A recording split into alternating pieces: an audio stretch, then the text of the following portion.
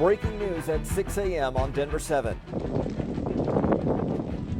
The East Troublesome fire explodes overnight in Grand County. Heartbreaking video shows intense flames overtaking buildings near Grand Lake. I don't know what we'll see in the morning, to be honest. The entire town of Grand Lake is sent fleeing from their homes, not knowing what they'll have to return to. We didn't think it was going to come to that, but it did. One thing is for sure, the community is determined to show they're strong and will rebuild. Our community really came together today. Our community is grand. We are, without a doubt. Such a charming and close-knit community there, a sentimental part of the state for so many families. Good Thursday morning to you. Very hard news to wake up to this morning. Fire officials say the East Troublesome fire in Grand County spread at 6,000 acres per hour overnight.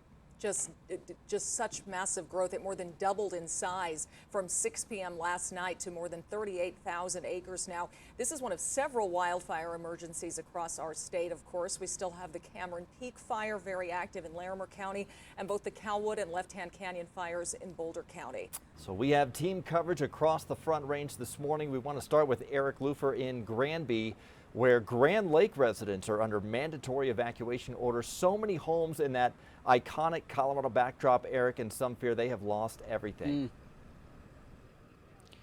Oh, Grand Lake is a Colorado gem, and there are so many people who are now in hotel rooms, in their cars, sleeping in their RVs, just waiting to hear news about their home, if they will even have a home to go back to. This has been our vantage point all morning. We are looking northwest. We're in Granby, and you can see the fire creeping over the ridge there, a very eerie sight. And to be honest with you, very surprising to see just how active this fire is. Fires are supposed to lay down a little bit overnight, right? And it has. It's not raging like it was yesterday, but we're talking low 30s. It's very cool up here right now, and the fire is still a lot more active than I would have ever expected. And look at these images. There was a lot of panic yesterday when people had to quickly evacuate the Grand Lake area. Pretty much the whole west side of Grand Lake has been evacuated. It is part of that evacuation zone. And in a rare statement at 1 o'clock this morning, the Grand County Sheriff, listen. As we drive around this northern part of Grand County, I don't know what we'll see in the morning, to be honest. But you know what? Together as a community, we're going to get through this. My goodness, they don't even know what they will expect come sun up. That'll just give you an idea of how dire this situation is.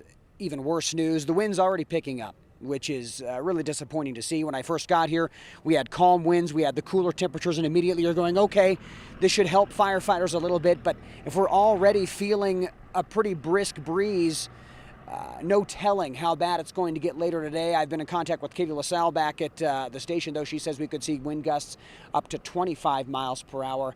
That is not going to help this situation. I'm on Twitter this morning. A lot of people are asking, what about evacuations? What about my neighborhood? We're still waiting for a lot of concrete answers from fire officials. To be honest with you, they're going to be behind on this.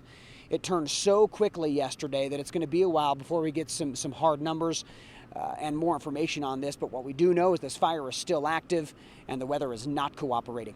Back to you. Yeah, weather help not expected for the next couple of days, and we just pray it is not too late. Thank you, Eric. The fire spread so quickly last night, people had only minutes to decide what to grab and get out. We spoke to former Denver7 anchor Ernie BJORKMAN, who he and his wife, they evacuated to Granby. They say the scene near Grand Lake last night was apocalyptic.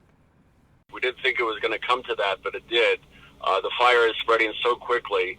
We've had 30 to 40 mile an hour gusts up here of wind, and it just took off this afternoon. The whole day today, the town of Grand Lake was just covered with heavy smoke. And as we just heard, the Grand County Sheriff says they will know more about the damage when the sun comes up. But in his own words, Sheriff Brett Troutland says he doesn't know quite what they'll see.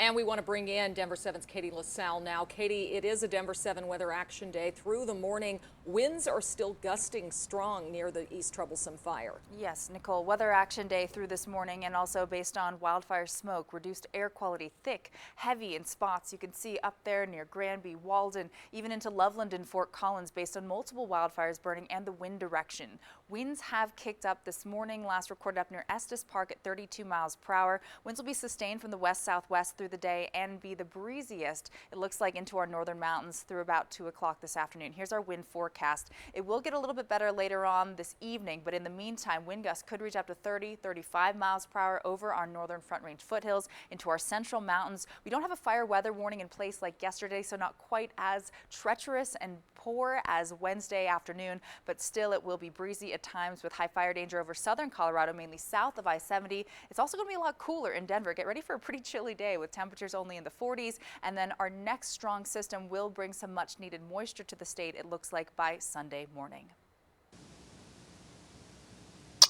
And we obviously still have some road closures and new road closures up there in that fire zone because of the firefighting activity. And it's all going to be centered from Granby on Highway 34 up to Grand Lake. That is all closed down. Highway 40 over to Hot Sulphur Springs, and then Colorado 125 on up to Rand. That is all closed down right now because of the fire activity. We also still have Highway 14 outside of Fort Collins closed down, and that's going to be west of Pooter Park all the way over to Walton, basically. And we also have some road closures in and around the Boulder area. Now, Highway 34 outside of Loveland, that is open going up Big Thompson Canyon up towards Estes Park. But we still have Highway 7 going up to Highway 72 closed down. And then, of course, Highway 36 north of Boulder still closed down as well. So those are some pretty significant impacts to the traffic that will be around those fire areas. And I'm hoping that they will all open in the next, or by early next week when we see the fire activity really be suppressed. Oh, let's hope, Jason. Thank you. In Boulder County, fire crews worked tirelessly overnight to respond to any increase in fire activity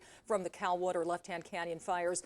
Those same strong winds are expected to last through the morning, though. Denver7's Micah Smith joins us live near an evacuation zone for the Lyons Park Estates, which is near the town of Lyons. Micah.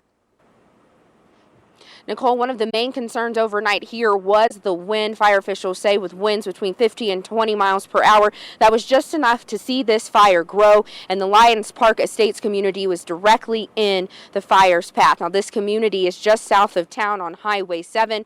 Residents had about 2 hours to evacuate yesterday afternoon, and the sheriff's office says things weren't particularly dangerous at that time, but they wanted to avoid doing evacuations in the middle of the night if the fire reached Lyons Park Estates homes. Boulder Sheriff's Office Division Chief Mike Wegner says this order impacted several hundred people, and they wanted to give those residents a chance to collect their valuables and head to a safer place.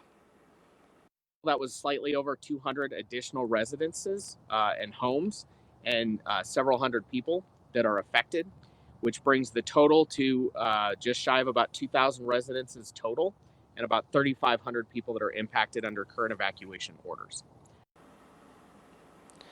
As far as roadblocks are concerned, Wegner says fire officials will evaluate the fire's growth overnight to see if any of those can be lifted. When we first arrived here, there was some ash falling. I will say the good news is the wind hasn't picked up at all within the past hour, so hopefully that will help firefighters. They're also hoping that the weather will help. The cold weather has been a little bit of a help, but they hope that the snow in the forecast will be the boost that they need. Reporting live, Micah Smith, Denver7. Now, we just wish the snow would come sooner, Micah. Thank you.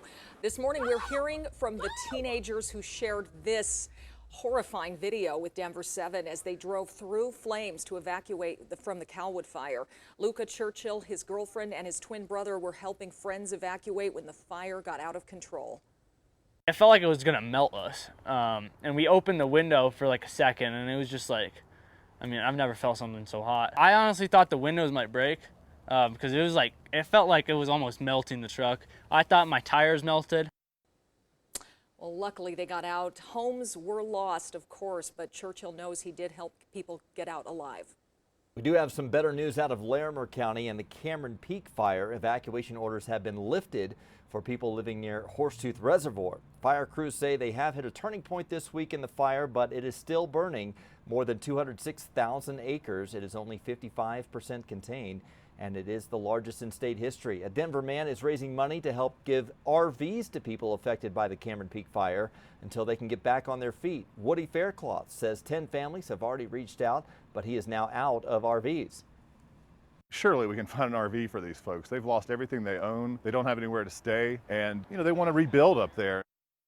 So donations are through Faircloth's nonprofit called emergencyrv.com or .org rather. We have a link to donate on the denverchannel.com. And while you're there, we also have links to donate through our Denver7 Gives campaign. We're working with the United Way of Larimer County and the Community Foundation of Boulder County to make sure every dollar goes to the Coloradans who have lost so much in these wildfires. And you can still donate on the denverchannel.com. Click Denver7 Gives, and then under the drop-down menu, look for Help Colorado Wildfire Victims.